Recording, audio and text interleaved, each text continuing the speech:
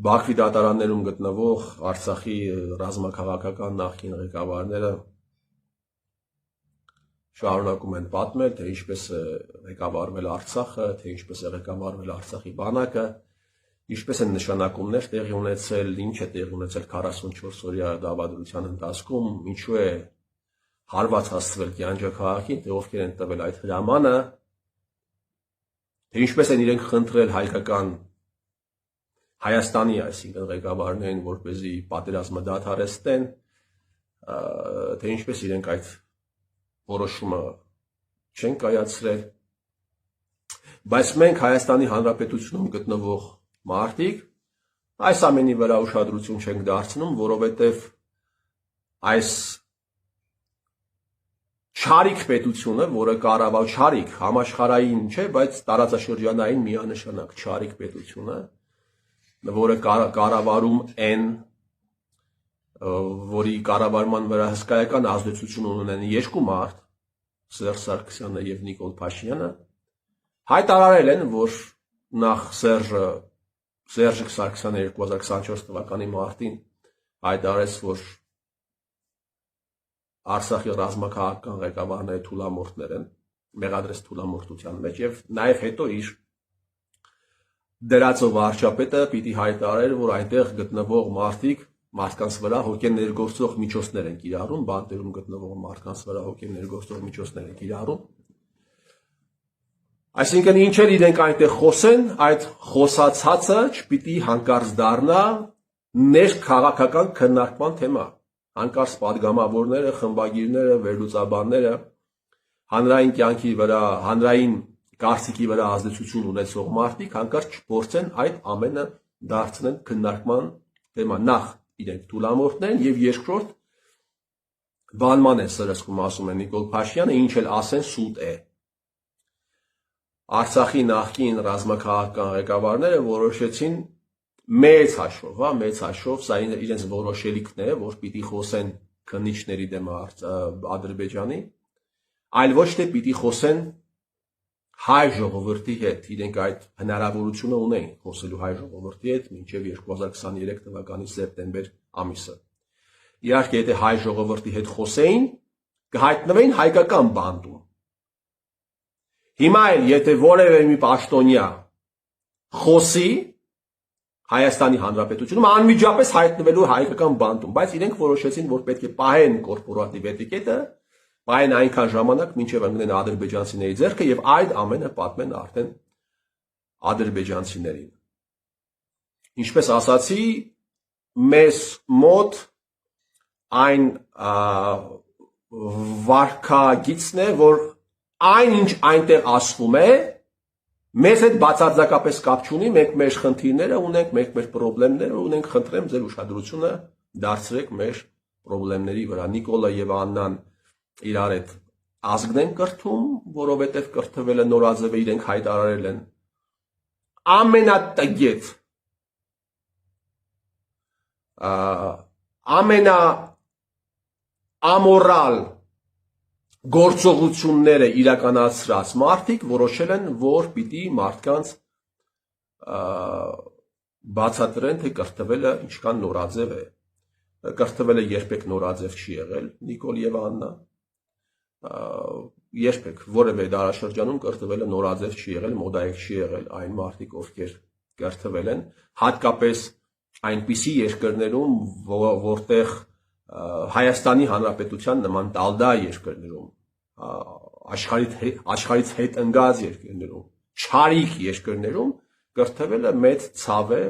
մեծ ողբերգություն է, այն մարդիկ, ովքեր կրթվում են, այն մարդիկ, ովքեր գրքերի միջոցով իրենց իմաստությունն են բարձրացնում, իրենք իրենց ցավն են բարձրացնում եւ դա կրթվել որևէ եւ դա նորաձև անվանել որևէ կերպ չի կարելի։ Այլ ուրիշ բաներ Հայաստանի Հանրապետությունում կարելի է նորաձև անվանել։ Օրը կարելի է նորաձև անվանել կաշառք վերցնելը։ Կաշառք վերցնելը նորաձև է, երբ որ դու կարողանում ես վերցնել վերցրածից մի մասը ուղարկել վերև, դա նորաձև է, դա ապահովում է քո թռիչքաձև աճը։ Ազգային անվտանգության ծառայության գործակալ լինել,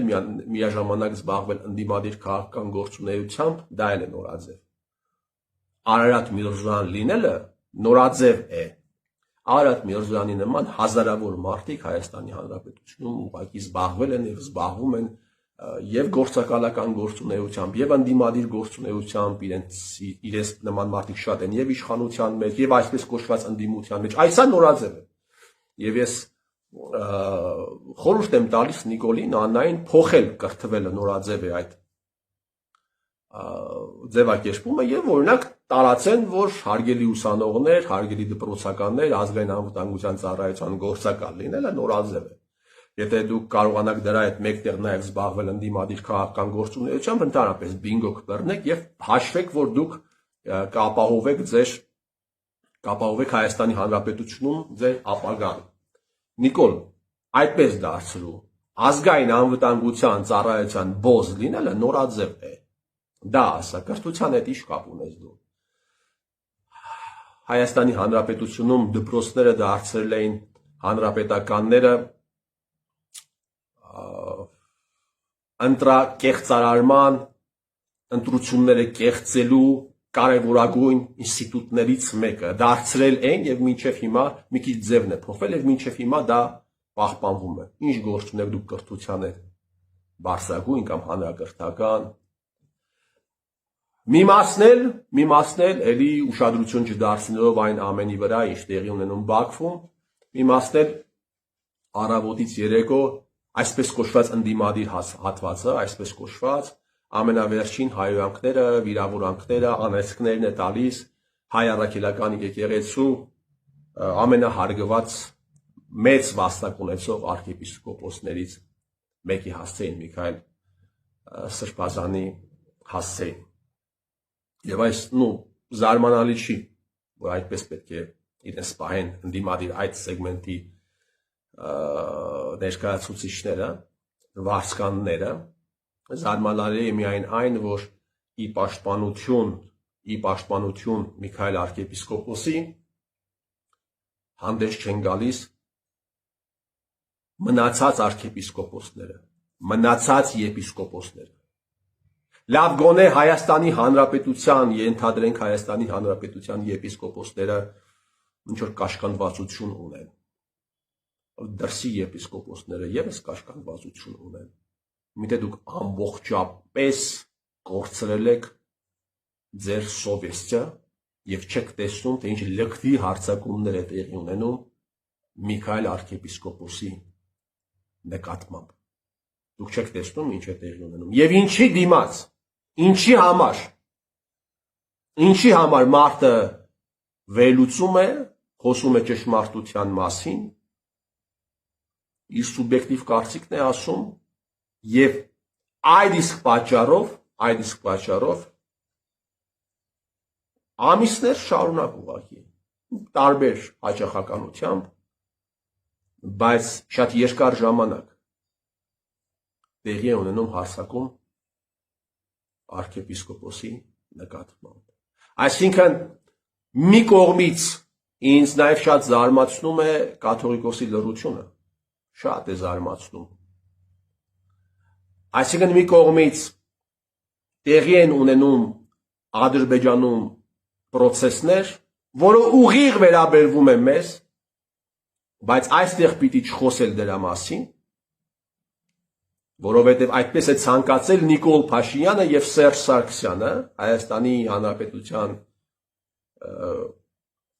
ամենաազդեցիկ մարդկանցից երկուսը, իսկ այն մարդիկ էլ ովքեր քաղաքականության մեջ են, փորձում են այս կամ այն կերպ հանկարծ այդ ոչ ֆորմալ պայմանավորվածությունը չխախտել, հանկարծ չխախտեն, մարդը ասել է այնտեղ գտնվողները թուլամորթներ են, հո չեն ելնելու այստեղ ասեն, որ այսպիսի բաներ են ասել։ Մեկից դուրս կգա Ալեն Սիմոնյանը, կասի, ես դուք Ադրբեջանում գեներացվող թեզերը դարձնում եք ներքաղաքական քննարկման թեմա, դուք թշնամի չեք։ Համել Նիկոլ Փաշինյանը ասել է, որ բանման է սրսկել այս մարդկանց, այսինքն իրենց ասածը ժամանակակից հայկական սլենգով ասած